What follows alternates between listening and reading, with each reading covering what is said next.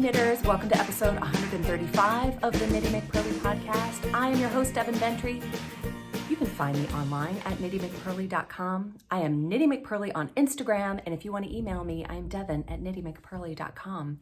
If you would give me a thumbs up and subscribe if you have not already, that would be amazing. Happy 4th of July, a little bit late. It was last week. Sorry about my super short podcast last week, but whatever. It was all fine. I went through and read all of your comments today, and they were just so nice. I really appreciate it. My house is insane, but the door is shut. So hopefully the insanity will stay on the other side of the door. It's pretty overcast today. It's supposed to rain all day, which is not the worst thing in the world. I would not mind sitting on the couch and doing some knitting. That actually sounds amazing. Going to Walgreens. Oh, okay. It's for my daughter. I was sent another mug today, or not today, but this week. This one arrived. This is the Colorado mug. Isn't it so Colorado? This is from Julie and Deb. Well, it came from Julie, but it's probably from Julie and Deb. Thanks, girls. Thanks, ladies. I love it. It is so great. She said, I was looking for a Colorado mug, but this is just more how we roll. And so I stuck a Murdog on it, of course, and she sent me some yarn piled up stickers. This sticker that says she believed she could, so she did. And this beautiful one says, oh, happy day, Matthew 28:6. And I wrinkled it when I was putting it on. And Gigi and I laughed about that because it's like, you know, face wrinkles. Kind of was like, oh, I don't know, it's a metaphor. But it's got this like magnetic cap, which is really cool. You still twist it. The kids and I were like, so how do you work it? You still twist it, but it's also magnetic. Thank you so much, ladies. This is my new Colorado mug. I feel very Colorado when I use it. Okay, progress and shop news. Oh gosh darn, I was gonna bring some of them up here. Oh well, I'll just put pictures up while I'm talking. There are new balms in the shop. It used to be that my shop was smaller and there were fewer of you out there. And so I would make a spring balm and a fall balm. But now my spring balm is sold out by summertime. So I have a very few tins left of the spring balm, which was Earl Grey tea. There's a couple of those left, I think, unless someone bought them when I wasn't looking. But I have a summer balm out. It is in the grapefruit rhubarb scent. It is in the usual 2-ounce tin and 1/2-ounce stick sizes. And it's a very citrusy, very light, summery, beachy kind of smell. And it smells really amazing. And it makes my whole studio smell amazing. So that's always nice. Also, I had a tip a couple months back from my friend Annette. Hi, Annette. I didn't forget. And she said, you know, not everyone likes scent, but everyone likes balm. So why don't you have some unscented ones? And so I have unscented ones now. And let me just tell you how fun it is to design the balms. I choose the fragrances and I put them together. And I chose the packaging, which is all made in the US, by the way. All of the packaging is even made in the US. And I design the labels and it's just so much fun. I love doing it. And I love having balm. I use it all the time. I have some by my bed. I have some in my knitting bag. Kids use it like if kids have scrapes or cuts or the dog gets you when you're playing, you know, you get a claw or a tooth. I got one right there. I'm just like, just put some balm on it. If you've ever seen My Big Fat Greek Wedding, remember the guy who puts Windex on everything? That's how I am with the balm. Like just put balm on it, it'll heal it right up. And it really does. It just has good stuff in it. So anyway, those are in the shop right now. And before you hit pause and go order some, I want to tell you that it is my Shopiversary. 4 years. So I started designing knitting patterns in 2017, and I started the podcast in 2016. So technically, Knitty McPurly dates back to the podcast beginning. So what's that, 7 years? But I've had the website, my own website, for 4 years. And so that's what I celebrate every July 11th, which is this coming Tuesday. And so we're having a wee sale. So if you put in the code Shopiversary 4. It's spelled just like you think. And also it's on the banner on the website too. So if you forget, what it is, it's up there. Shopiversary 4 for 4 years. It's good for 15% off everything in the shop. So use that code for sure. In celebration of 4 years and of the Shopiversary, I thought, wouldn't it be fun? See, this is how it starts. It starts in my mind as just a little, wouldn't it be fun if we did this? And then like 100 hours of work later, I'm like, here it is.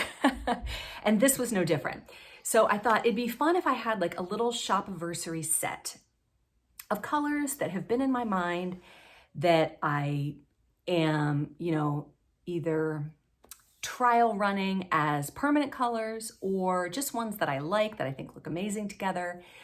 And I am really inspired, as you know, by home design.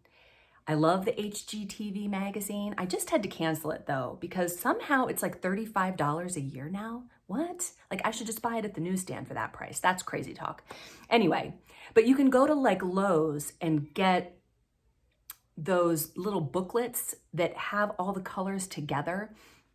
And I have one that is just all my favorite colors. And I base so many of my home decorator choices and my yarn color and my clothing, and they're just colors I like that I like to surround myself with.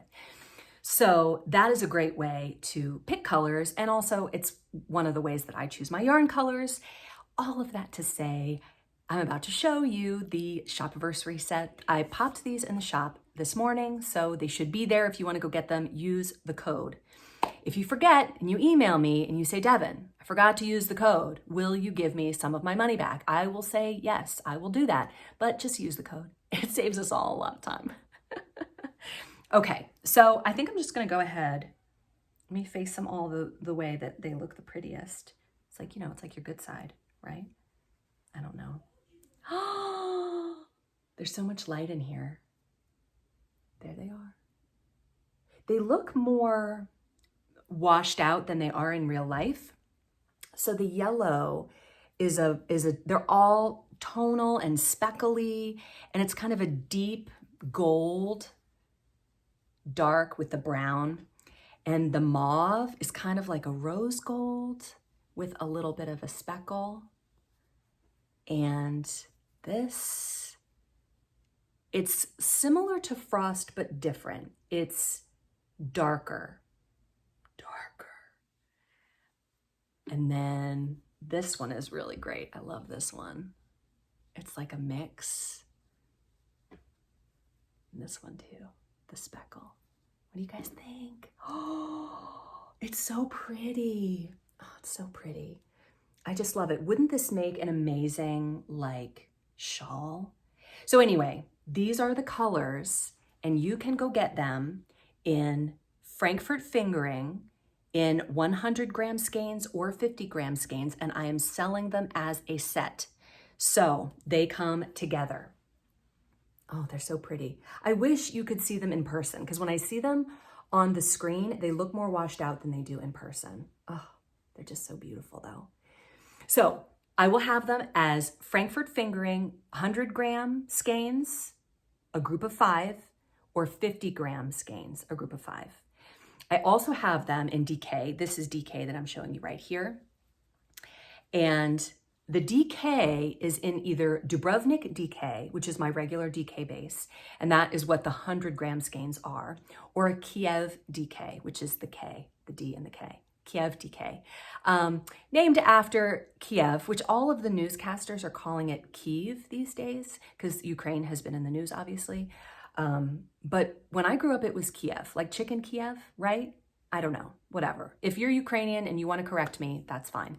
But basically, it's a very, very similar base.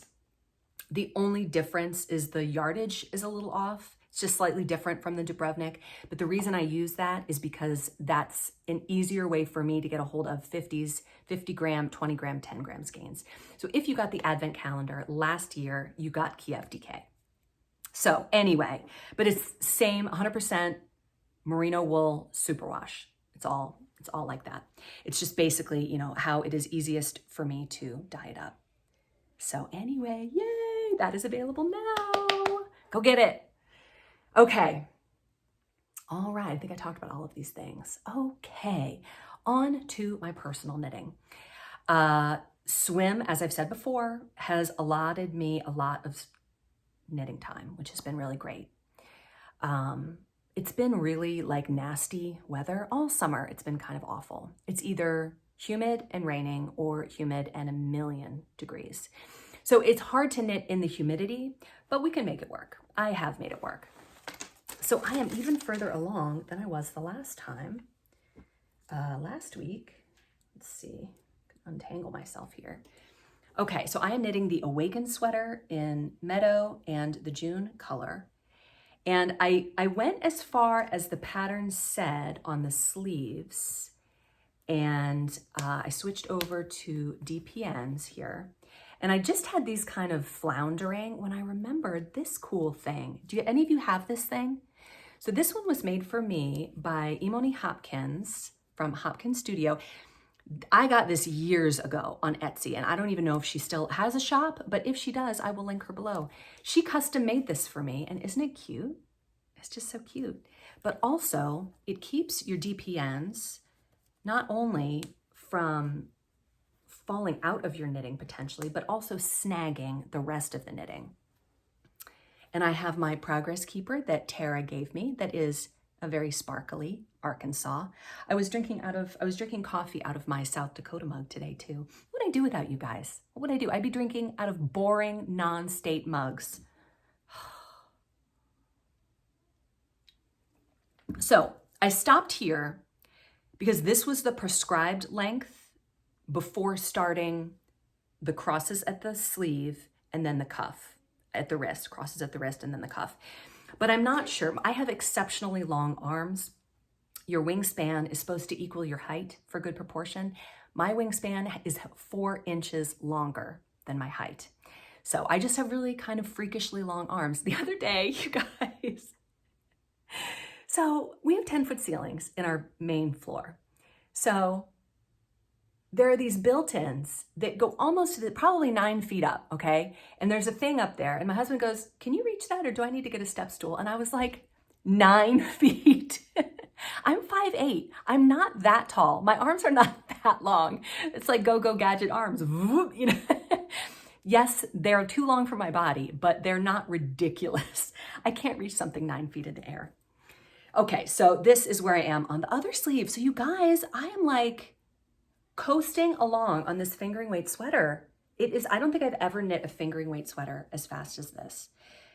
So you'll remember I said that I knit the body of the sweater in the smaller needle size. Like I think I used the wrong needle size for it. I'm pretty sure it's gonna block out. We'll see. It's not too small. It doesn't have a lot of positive ease though, which is kind of where I was going with the sweater, but I floundered in the middle, whatever. It's all gonna be fine. But anyway, I got a lot done. This has been really fun. Okay, moving along to topic of the week.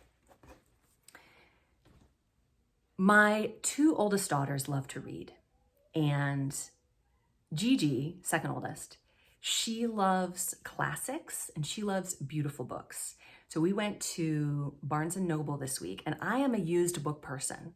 Like, I just never pay full price for a book because I'm just cheap, you know, and I'd rather have the used book. But Gigi is not like that. She wants the beautiful book. She wants the $50 brand new copy that's hardcover with the gold on the page edges. And I have to admit, it is pretty nice. It looks pretty beautiful. So we went to Barnes & Noble and she picked out a bunch of books. And I was just walking around because I haven't been to Barnes & Noble in a while because I'm a used book person. And because there's so much garbage. Like I was talking to the guy at the cash register and he said, you know, you think you're well read till you walk into a Barnes & Noble. And I'm like, yeah, but I didn't say this, but I'm like, so much of what's in here is just garbage. You know, it's just not worth anyone's time. Shouldn't have been written, shouldn't be read. Not to make myself the arbiter of what's good and what's not, but I think we can, can't we? I think we can. So anyway, I'm walking around and I come across this book. You'll see it was $15 and it says Knit and Crochet Step by Step. Now this is not, if it had just said knit, I would have said, I probably know this stuff, or I can learn it on the internet. And of course I could learn any of this on the internet because the internet has everything, but it was the crochet part of it that got me to buy the book. So this is a really good book. I recommend it. If you go to Barnes & Noble and you are not too attached to your $15 and you would like some information about knitting and crocheting, this is a really good book. It just has lots of stuff. You know, here we have like how to care for yarn, how to match colors, needle size information, yarn weight information, embellishments. I mean, it's just a cute book. The pages are not, you know, it doesn't feel like an expensive book. It feels like a cheap book, even though it's hardcover. Other equipment for knitting. So when I read the knitting section, I'm able to judge it a little bit better because I know about it more. And I think it's really good. Like, it's just got a lot of cool pictures and descriptions. And it has a lot of stitch patterns. Here it talks about joining yarn and how you can, twist is the wrong word, but attach two strands together, like we were talking about with Sherry and her holes. Correcting mistakes, how to pick up a drop stitch. Lots of interesting things in this book. So anyway, stitch patterns, stitch dictionary, duplicate stitch, embroidering in your knitting. So it's got a lot of stuff. Oh, and it says MSRP is $35. But this is not a $35 book. If it felt more quality, maybe, because the content is good, but in terms of the book itself. But what I really wanted was all of the information about crochet. And I was amazed at how many of you are crocheters and have even more knowledge of crochet than you do knitting. Stitch techniques. Yeah, I definitely do not. Definitely not. I can crochet and I do and I enjoy it. But I just haven't done it very much. I don't have nearly the amount of experience with it that I do with knitting. But one question I had, remember when I was talking 2 weeks ago about the sweater that I had started to crochet? And I was annoyed by it because you have to put your crochet hook in the place that's not easy. Like, it just takes a little more effort. And you're doing that to create a stitch that looks like knitting. And I'm like, is this the shtick of crochet sweater designers, to make it look like you knit it? Because I could just knit it if that's what we're doing. Doesn't that feel like we should just knit it? It's like it's a way for people who don't knit but who crochet to make a sweater that looks knit. It has some patterns in here too. None of them are really, you know, very intricate. They're all about this much information. But if you're interested in that kind of thing, and just all these different like colorwork stitches in crochet. Can you hear my children? I can hear them, but sometimes when I'm editing, I don't hear them. Hopefully you don't hear them either. Measuring gauge, how to measure gauge in crochet. I don't know how to do that. So anyway, I just thought this was a really cool book. It's got a glossary, which is really nice. Look at that. There's a lot of stuff in there. Fully indexed. It's a really good book. Who wrote this? Vicky Haffenden, Frederica Patmore, and Rose Sharp Jones contributed to the knitting. Sally Harding, Catherine Hurst, Claire Montgomery, and Erin McCarthy contributed to the crochet part. Why are they always people you've never heard of? And why do their names not get to be on the front? I guess it's like a textbook kind of thing. Those, you don't see the names on the front. Anyway, I thought that was interesting. All right, on to your comments. These, most of the comments are from 2 weeks ago because I didn't do comments last week. Anne Who 8528 says, another entertaining podcast. Of course, every part was great, but when you got to your daughter's crocheting, I was blown away. She is so talented. She's talking about Alexis right here, who crocheted these Super Mario things, and then that one up there. And the rest of these were done by Gigi. Gigi and I were talking about crochet and how we didn't know much about it. And she goes, yeah, I don't know much about crochet, but I can wing a duck. Cause she winged it, and she winged it. And she can ear a corn. Oh my gosh. So fun. Now I'm not gonna be able to get these to stay. Oh. Okay. Once again, Allison Foster said, once again, you did not disappoint, Devin. I am impressed with what your girls are doing freestyle. Awesome.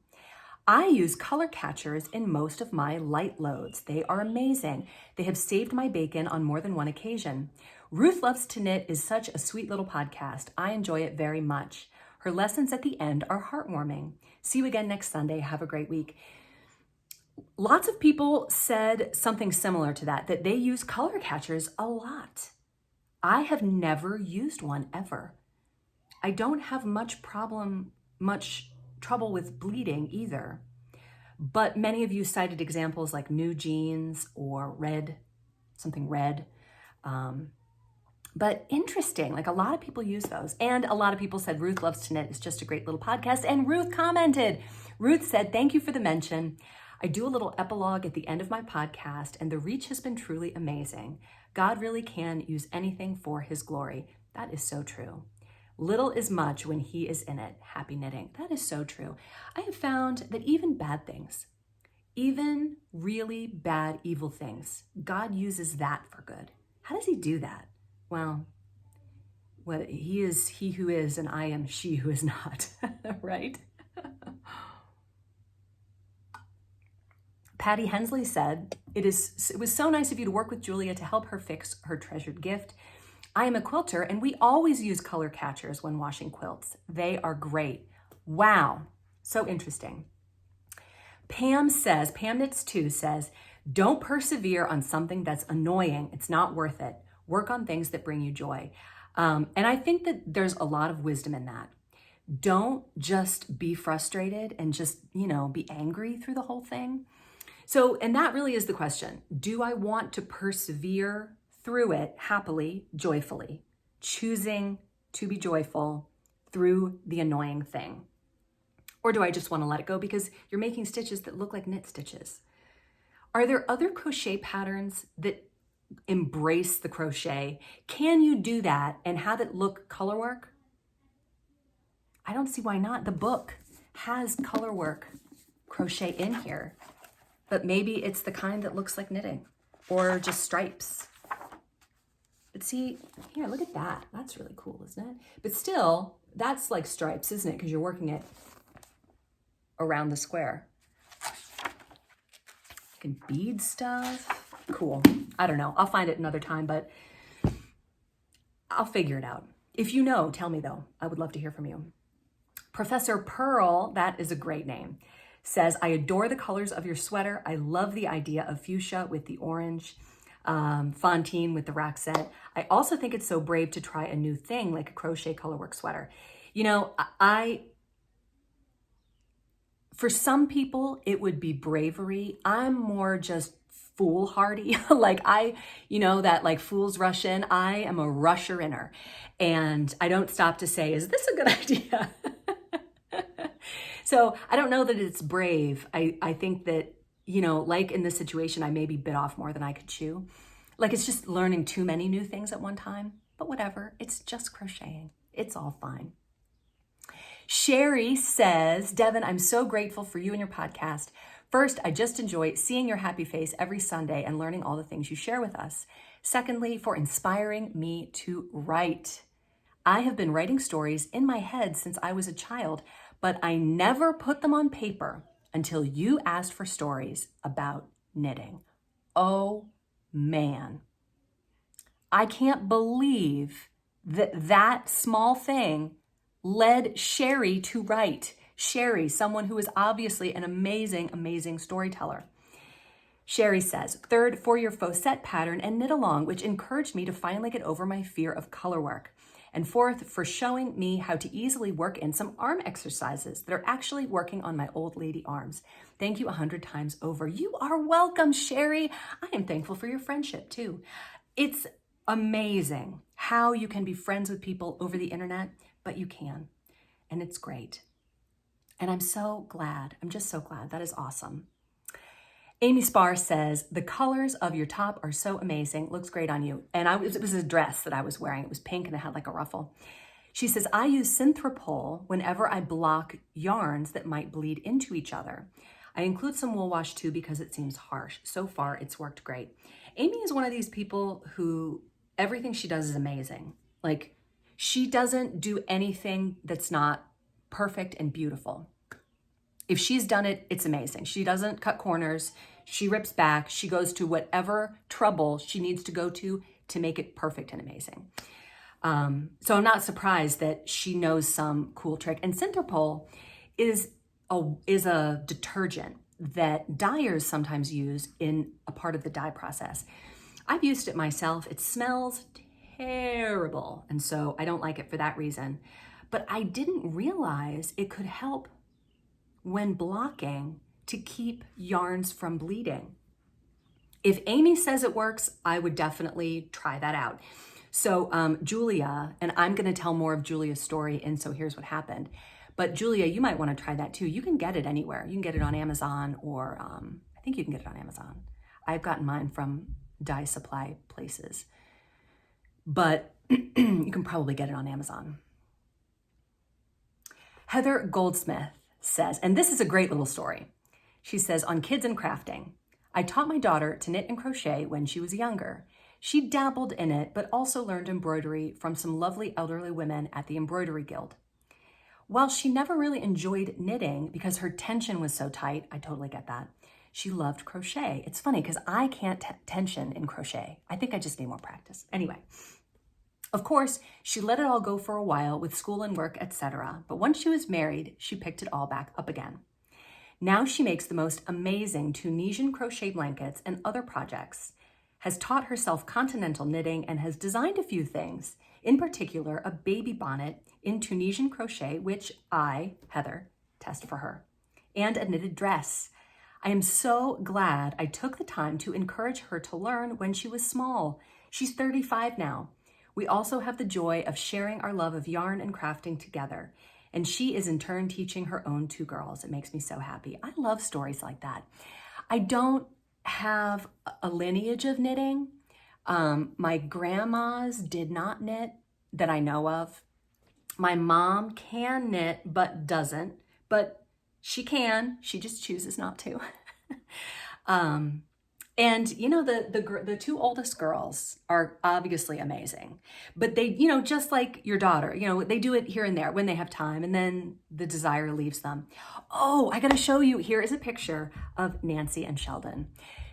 Gigi, the other day, finished Nancy's other 3 legs, and Nancy and Sheldon together are just so amazing. I need to get them on Instagram because it was a rare dinosaur sighting that day, and I managed to get some pictures. Rosemary O'Brien says, I would love to see a Knitty McPurly pin in your shop. Some of us like to collect and display knitting pins. I have mine on Aida cloth. I know what it is. It's that embroidery cloth. I don't know how to say the word though. In an embroidery hoop. I love that idea. And though you have the It Will Block Out pin, it's not very colorful and it doesn't really make us think of Knitty McPurly. I'm sure you can think up a great colorful logo to be made into a pin or make a murdog in pin form. Just a thought from a knitting pin collector. I'm sure there are more of us out there. That sounds like fun. Wouldn't it be fun if there was a Knitty McPurly pin?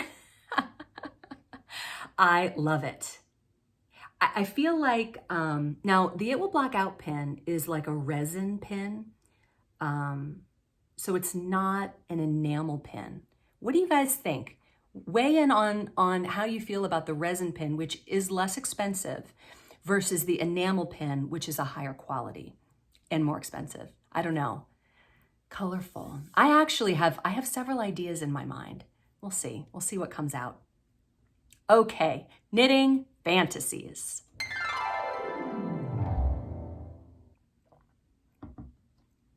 So I'm at a point where I'm like, what am I gonna knit next? I mean, I have the advent calendar coming up, which, by the way, as an afterthought, the advent calendar will be available for pre-order on July 16th. I feel like that's a Sunday. I think it's next Sunday at noon. Those will go up for pre-order. I have a good amount. They're not gonna sell out in an hour. Don't worry, that probably will not happen. But I bet they will sell out in a week. That is my prediction based on just, how these things usually go and how many I have. So if you want one, go get one. Just go get it right at noon Eastern time next Sunday if you want one. And we're gonna be knitting ornaments. Of course, it's gonna be DK weight. You can make whatever you want. The inspiration is classic/modern Christmas, and we're gonna be making ornaments. Oh, on that note, here's another thing for you to comment on. If you've already left 5 comments, please leave another one. Go ahead, why not? I love your comments. So, I have 2 choices here with the advent calendar. We can do standard ornaments like a stocking and a Christmas tree and a gift and just standard ones, or we can do crazy ones. As I'm saying this, I feel like we've got to do crazy ones. Like we need an octopus and we need, I don't know, a ukulele. I don't know. Like they need to be silly things, like a submarine. Not only undersea things, but other things too. I don't know. I got to think about it. If you have a suggestion, send me the suggestion. I would love to design the ornaments based on your suggestions. That would be great. And an octopus. There has to be an octopus. Okay, speaking of octopi, back to knitting fantasies. I am getting to the point where I'm going to need another thing to knit. So what am I going to do? Whip or new cast on? So I went searching and I somehow typed in crochet patterns again because I'm interested. So one of the first things that came up was this chicken. It's called the Mabel chicken, and it is by a crochet designer named Jocelyn Elizabeth, and her Etsy store is called Oak and Marlow, and I will link it below in case you're interested in knitting a chicken. This chicken is knit in crocheted in super bulky yarn, and it uses an 8mm hook. So it's gonna work up super fast, and they're not that big. So we saw it, and Gigi was like, I have to make the chicken. But she wants traditional chicken colors. And I don't know that, well, I guess I do. I have traditional chicken colors. I'd have to look. I don't have these in super bulky, but when it's a toy pattern, you can use any yarn you want. In case you didn't know, you can knit a toy in any weight yarn. This super bulky pattern, you could make it in fingering weight if you want to. You just have to adjust the size of your hook or needle depending on which craft you're doing. It'll just make it small, just like Nancy and Sheldon, right? That's the exact same pattern. Nancy is super bulky. Sheldon is, I don't know what Sheldon is, DK maybe? And he's worked on a much smaller hook. Oh my gosh, she's so cute. They're on her bed. It's so cute. Anyway, Gigi wants to make the chicken, but I said, do you want to make it today? And she said, no, not today. So we'll see. But anyway, once I saw that Jocelyn had designed this amazing chicken, I was like, well, what else does Jocelyn have? So she also designed this adorable bunny, which is a worsted weight pattern, and he has a little cowl on, and they're just so cute. Like I said, you can knit him any size you want. She designed this little Dottie doll, which is so cute. Oh man, just adorable. Also worsted weight. And a jellyfish. Here's a jellyfish. Oh, didn't Gigi do an octopus? Yeah, with 8 tentacles. So this is originally a potato. But this one, designed by Jocelyn, is a jellyfish, and it's got lots of different kinds of tentacles, which is really cute. It looks really awesome. So if you're interested in crocheting small, adorable things, definitely check out Oak and Marlow on Etsy. All right, so here's what happened. Okay, I have a follow-up from Julia of the Crochet Blanket for, I think, her daughter, right? for her granddaughter. So Julia wrote me this email. Dear Devin, happy 4th of July. I wanted to say how much I enjoyed hearing your segment on the bleeding yarn dilemma. It touched my heart and your insights were so inspired. As the yarn dried, more significant bleeding came through, especially in the seaming.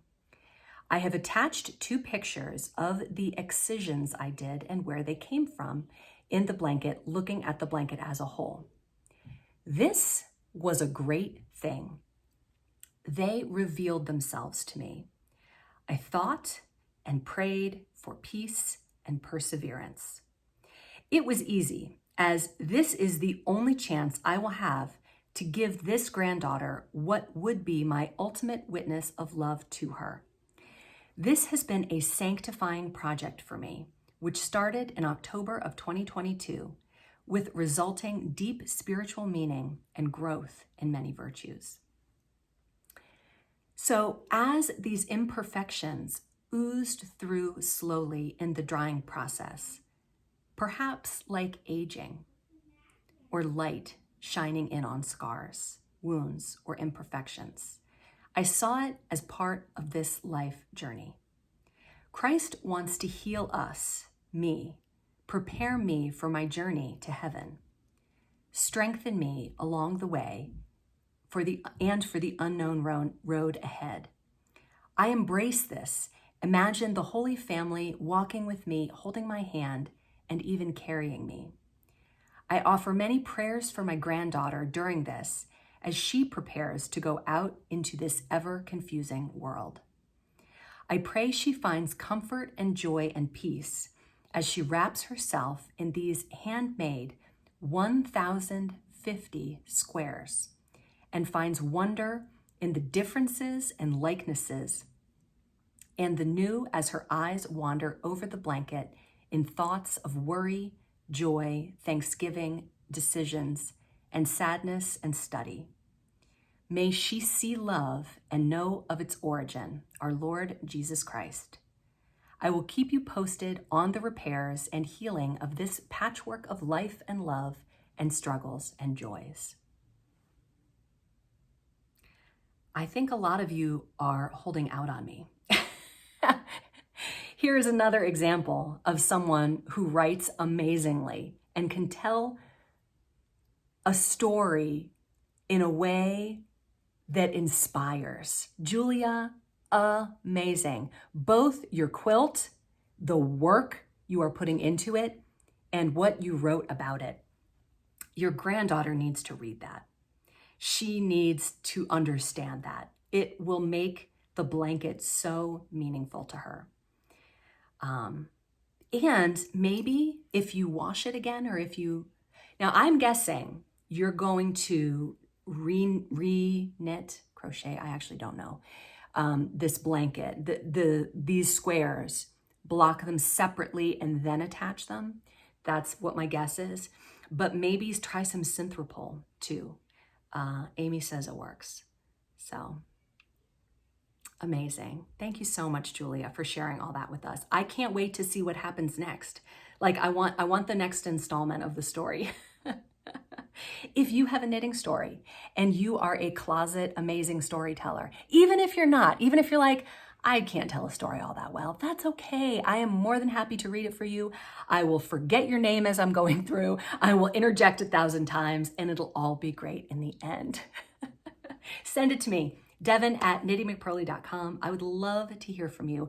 I am a little slow right now at responding to email with all of the dyeing, and the Diggory tea is getting, it's in the process now. It's in the last stages of being with the tech editor. So I will get faster, but if you don't hear back from me, you will. I'll get there. Anyway, thank you so much for joining me. This was wonderful. I hope you have a wonderful, wonderful Sunday, and I will see you next time. Bye. Pretty often, this place is a disaster. This is my podcast spot right here. And look how clean it is. Yay. Hi knitters, welcome to episode 135 of the Knitty McPurly podcast. What's this? I don't know.